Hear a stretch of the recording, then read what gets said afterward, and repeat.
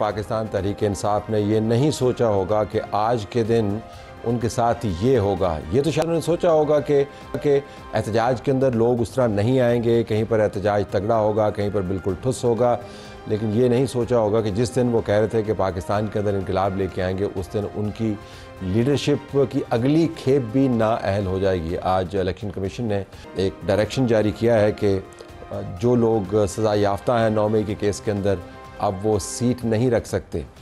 इसके बाद पाकिस्तान तहरीक इंसाफ के धचकों का अमल किसी और तरफ जाता हुआ नज़र आ रहा है। ये हचकोले नहीं हैं, ये धचके हैं और जो पार्टी को बर्बाद कर सकते हैं।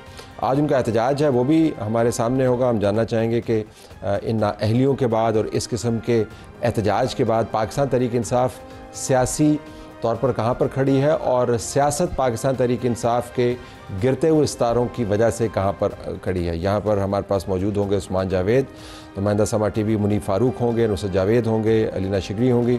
उनसे हम बात करेंगे आज के रोज़ एहतजाज किस किस्म का रहा, और साथ ही मलिक रियाज की जायदादों की नीलामी की भी खबर चल रही है। आज उन्होंने एक अपनी तरफ से बहुत इंसानियत को जगाने वाला एक ट्वीट किया है और कहा है कि मैं तैयार हूँ और आर्बिट्रेशन की जाए और अपील करता हूँ। उससे पहले जब वो ट्वीट करते थे उसके अंदर कहते थे ओवर माई डेड बॉडी, मैं सियासी तौर पर इस्तेमाल नहीं होऊंगा, और बड़े धड़म्मे से बोलते थे, लेकिन ये धड़म और धड़ाक जो है वो ख़त्म हो गया और आज वो ट्वीट कर रहे हैं। मलिक रियाज क्या है, क्या हुकूमत वाक़तन मलिक रियाज के या निज़ाम उसके पीछे लगा हुआ है, या मलिक रियाज की पुरानी जो खामियां हैं वो उसके सामने खड़ी हैं? राना सनाउल्लाह खान हमारे पास मौजूद हैं, वज़ीर आज़म के मुशीर बड़ा सियासी अमूर। राना साहब बहुत शुक्रिया जी। पहले ज़रा एहतजाज के ऊपर बात करें। PTI की तो सारी लीडरशिप ही फारिग हो गई है। बस ये तो आपको परेशानी होनी चाहिए कि सियासी मैदान जो है इस तरह खाली हो रहा है। नहीं, मामला ये है कि 9 मई कोई अफसाना तो नहीं है। 9 मई हुआ था ना, और 9 मई को जो हुआ उनमें इनकी सारी लीडरशिप जो है वो इन्वॉल्व थी। तो बिल्कुल ही फारिग हो गए ना, तो सियासी वो तो 9 मई का तो हमें पता है। सुन लेना, मिसाल इससे ले लें। ये पिछले 20 दिनों से कह रहे थे कि जी 5 अगस्त को हम कुछ करेंगे, बल्कि यहाँ तक भी कह रहे थे कि हम कुछ करेंगे और हमने बताना नहीं है, और अरूज भी होगा उस दिन। अगर आज फ़र्ज़ कर लें अडयारा जेल के ऊपर अटैक होता, वहाँ पे जेल ब्रेक कर दी जाती, नुकसान होता, तो क्या ये सारी लीडरशिप जो पिछले 20 दिनों से ईमा और जहन साजी कर रही थी जिम्मेदार ना होती, और जो लोग मौके पे पकड़े जाते? राजा साहब यूं होता तो वो नहीं, सुन लेना, देखो ना, इस तरह तो बहुत सारा नहीं, सुन लेना, अगर ऐसा होता तो यही होता ना। तो फिर अगर 9 मई से पहले इन्होंने बयानिया बनाया कि खान है तो पाकिस्तान है, खान रेड लाइन है, अगर उसे कोई गिरफ्तार करेगा तो बाकायदा नाम लेते थे अदारे का कि वहाँ पे जाएंगे और जाके हम वहाँ पे अटैक करेंगे। अब ये सीटें खाली, देखें आपके साथ बैठे हुए हैं, सीटें खाली हो गई हैं, उनका लीडर ऑफ द ऑपोजिशन भी फारिग हो गया। तो फिर प्रोसिक्यूशन ना होती, छोड़ देते। जब ये बात थी 2 साल अगर उन केसेस के फैसले नहीं हुए, तो आप ही यहाँ पे कह रहे थे कि ये क्या तरीका है जी, कहाँ है एविडेंस, कहाँ है केस, कहाँ अदालतें, 2 साल हो गए कोई फैसला नहीं हो रहा, फैसले करें। तो फैसले हो रहे हैं तो आप कह रहे हैं कि जी ये लीडरशिप जो है वो फारिग हो रही है। 89 का नंबर आपको याद दिलाऊं? 89 क्या है? 89 प्रेस कॉन्फ्रेंस की थी लोगों ने जो 9 मई में मुलव्वस थे, उनको हाथ नहीं लगाया गया। अगर 9 मई का इतना ही हमें था कि पाकिस्तान के अंदर हमें इंसाफ होना चाहिए, तो प्रेस कॉन्फ्रेंस के ऊपर उनको छोड़ा क्यों? अगर ये भी प्रेस कॉन्फ्रेंस करते तो ये भी छुट जाते। तो कर रहे थे। नहीं तो आप अपना ज़हन बना लेना कि आपने प्रेस कॉन्फ्रेंस करवानी है या इंसाफ करना है। नहीं, सुन ले, मुद्दई मैं हूं ना, या मुद्दई चले आप हैं? आप मुद्दई हैं, आपके घर को आग लगाई गई है, आपके घर पे हमला किया गया है। आप अगर खुद कह रहे हैं कि भाई अगर इसके ऊपर बात करनी है तो पहले माजरत करो, अजहार नदामत करो, तो फिर बात आगे चल सकती है। इतना आप देखें, रियासत के ऊपर हमला, जिना हाउस के ऊपर हमला, तबाही, बर्बादी, तो ये पाकिस्तान के फौज के अंदर बगावत। सुन ले तो सिर्फ इस नहीं, सुन ले, ये मेरे नहीं, ये DGISPR के अल्फाज हैं, और वो आप निकाल लें उनकी प्रेस कॉन्फ्रेंस जो उन्होंने 9 मई के साल बाद की। उन्होंने कहा कि इस मसले पे अगर बात किसी ने करनी है तो वो पहले नदामत का इजहार करे और इस बात के ऊपर माजरत करे सच्चे दिल से, तो फिर आगे बात हो सकती है। अगर भाई किसी ने कर ली है तो उसको उन्होंने माफ़ कर दिया है तो फिर ठीक। आप लॉ मिनिस्टर भी रहे, इंटीरियर मिनिस्टर रहे, माजरत के साथ कत्ल माफ़ हो जाता है? हो जाता है, वो भाई रोज हो रहे हैं कत्ल माफ। जाती मामले की बात नहीं कर रहा, रियासती मुल्क की बात कर रहा, इसमें रियासत इन्वॉल्व है, जात इन्वॉल्व तो नहीं है। सुन लें, रोज कत्ल माफ हो रहे हैं माफी के ऊपर, वो जाती फैसले हैं, ये रियासत के मामला हैं। देखें, बात ये है कि रियासत भी जो है ना, उसका भी एक किरदार, जिसको माँ का किरदार कहते हैं, जिसका किरदार ये भी कहते हैं कि वो अपने तमाम शहरियों के ऊपर रियासत जो है वो एक साए की तरह होती है, और अगर कोई बीच में ख़राबी करता है उसको सज़ा देती है, तो अगर कोई उसके ऊपर नादम होता है तो उसको माफ़ी भी मिलती है। तो आपके इर्द गिर्द, मतलब आपसे आपकी जमात के इर्द गिर्द सीटें लोगों की खाली होंगी, बंदे जो पहले आपके साथ इलेक्शन लड़ते थे अब वो नाअहल हो रहे हैं, पार्टी उनकी मुकम्मल तौर पर, मैंने तो अभी पार्टी का ढांचा बनाया बट ढांचा ही रह गया उनका, टॉप लीडरशिप कोई जेल में है, कोई बाहर भागा हुआ है, कोई नाअहल हो रहे हैं, तो फारिग कर दिया आपने पार्टी। ये कोई अच्छी सूरत हाल नहीं, आपकी जमात के साथ भी हो सकता है। सुन लें, अगर 9 मई के सारे वाक़यात हमने किए हैं और हमने करके उनके ज़ुम्मे लगाए, जैसे वो कहते हैं कि जी ये सारा कुछ इन्होंने खुद ही किया था और हमारे ज़ुम्मे डाल दिया, अगर तो आप इस थीसिस के ऊपर यकीन रखते हैं या इसको साबित कर सकते हैं तो फिर तो आपकी बात सही है। अगर उन्होंने किया है तो फिर भाई जिसने जुर्म किया है उसको सज़ा तो मिलनी है ना। इतना ही सादा मामला है राना साहब, क्या कि इसी वजह से हो रहा है या इस वजह से हो रहा है कि पीटीआई को फैंटी लगानी है? देखिए बात सुने, वजह इसी से हो रहा है, लेकिन अगर ये इन 2 सालों में पॉलिटिकली भी, अदरवाइज भी और लीगली भी इन चीज़ों को मैनेज करते तो इसमें काफ़ी कमी बेशी या काफ़ी रेजोल्यूशन हो सकता था। तो बड़ी गलती इन्होंने कहाँ पे की? इन्होंने हर जगह पे गलती की, बड़ी गलती। इन्होंने 24 नवंबर को भी गलती की है, 26 नवंबर को भी गलती की है। अगर ये देखें, मैं एक पॉलिटिकल वर्कर के तौर पे मैं अपनी असेसमेंट बता सकता हूँ। जब इनको कहा गया था कि आप संगजानी चले जाएं तो फिर वहाँ पे हम आपके साथ बैठ के बात करेंगे, अगर ये चले जाते तो शायद इनके साथ कोई संजीदा बात शुरू हो जाती। इमरान खान को माफ़ी मिल जाती। इन्होंने देख, ये तो फिर बात की बात है ना। नहीं, आपका मिनिस्टर का हुज़ैफा फरमा रहे हैं कि जी वो गल्फ भेजने की तैयारी हम कर रहे थे, वो क्या बयान था? कोई किसी ने उसको भेजने की तैयारी, कोई इस सिलसिले में जो है ये बात जो कह रहे हैं ना कि जी, वो कह रहे हैं हमारे पास वीडियो है, चले उनके पास होगी, मेरे इल्म में नहीं है। आपके सर, अगर आपके इल्म में नहीं है मैं तो मेरे इमरान खान को बाहर भेजने का कभी कोई प्लान नहीं हो, कभी गवर्नमेंट ने या इस्टेब्लिशमेंट ने कभी उनको ये ऑफर नहीं किया कि जी हम आपको बाहर भेज देते हैं। ये जो कह रहे हैं, अगर कोई और कह रहा है, ये फिर अपनी उसकी इन्फॉर्मेशन होगी या उसका फहम होगा, ये गलत है। तो ये जितनी बातचीत अगर वो गलतियां ना करते, वो फिर भी माइनस इमरान ही होता, यही आप कह रहे हैं ना?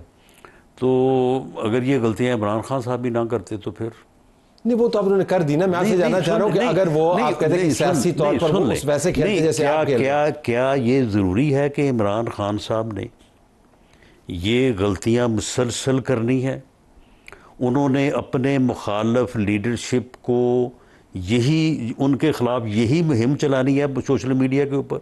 उनकी तरबियत ऐसी हुई है ना, तो फिर जिन्होंने उनकी तरबियत की है, नहीं आपको तो पता है, जिन्होंने उनकी तरबियत की है, तरबियत उनकी ऐसी है, तो फिर उस तरबियत के अमल के नतीजे में फिर जो हो रहा है उसके ऊपर आप एतराज़ क्यों कर? नहीं, मैं एतराज़ नहीं कर, मैं सिर्फ ये कह रहा हूँ कि आपका सियासी मैदान जो कंस्टिट्यूंसी वाला सियासतदान है उससे खाली होता जा रहा है।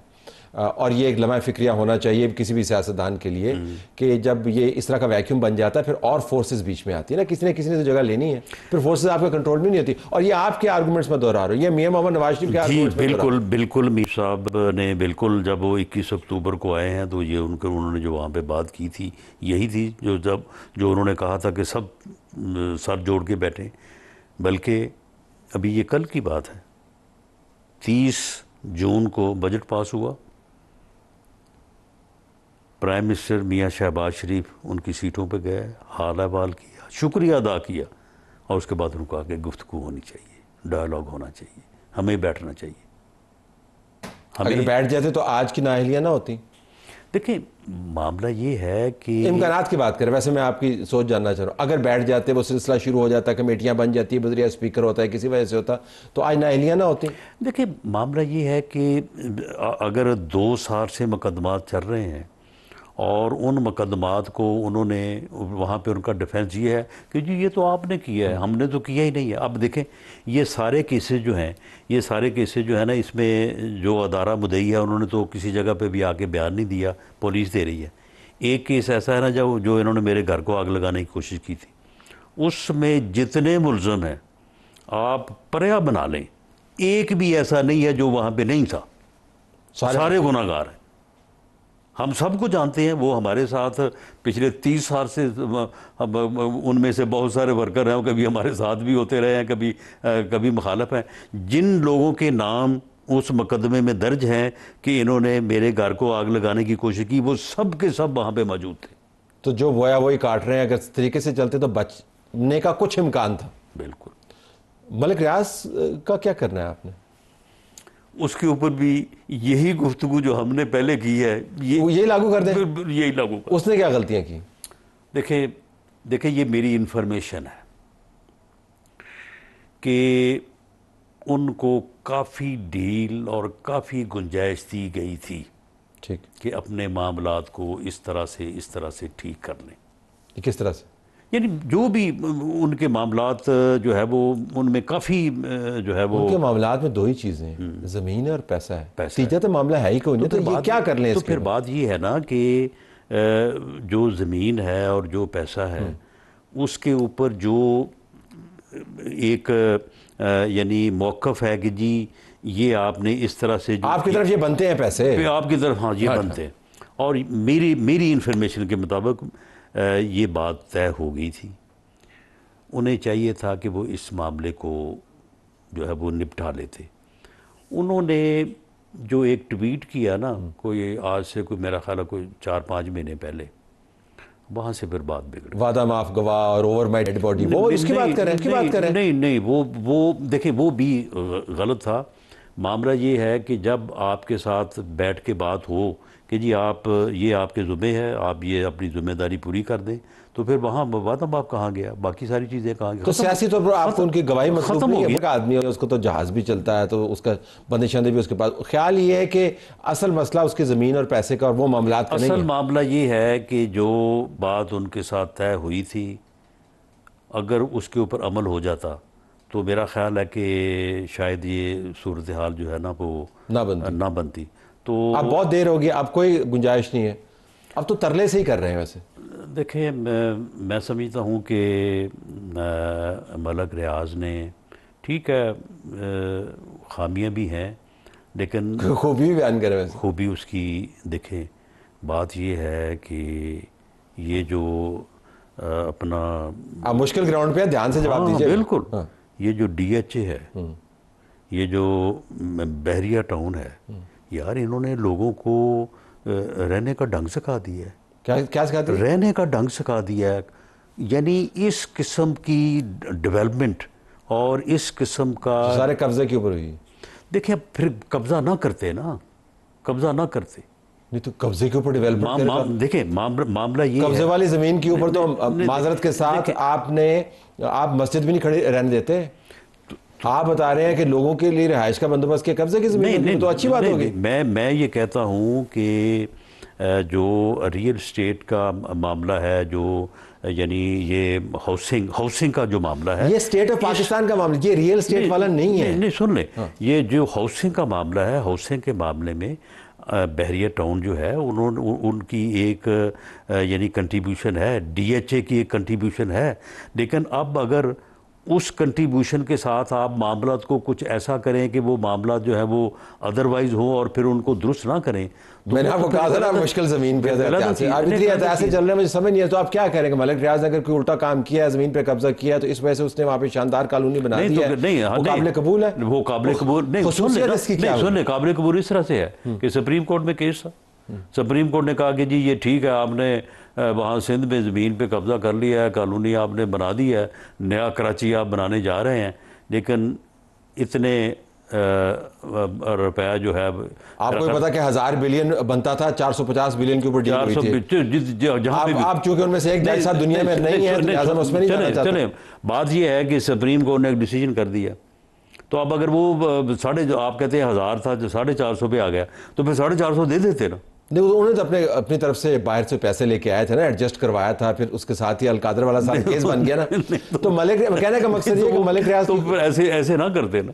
नहीं, अब उनकी कोई गुंजाइश नहीं जी, अब भुगतना पड़ेगा उनको। नहीं, अब देखें, मैं तो इस मामले में हूँ नहीं, मैंने तो एक इन्फॉर्मेशन की बुनियाद के ऊपर बात की कि एक दफ़ा इनका मामला जो है वो सेटल हो गया था, उसमें फिर मलिक साहब ने जो है ना वो अपना हिस्सा जो है ना वो उन्होंने पूरा नहीं किया, या अपनी बात पे वो नहीं आ सके, तो इसलिए अब उनके लिए मुश्किलात है। लेकिन मैं समझता हूँ कि वो कोई पॉलिटिशियन नहीं है, बिजनेस कमाल बात कर रहे हैं। हाँ, सुन ले ना, सारे पॉलिटिशियन तो उसके हाथ से खाते रहे। वो तो कहता था खुद तो नहीं है ना।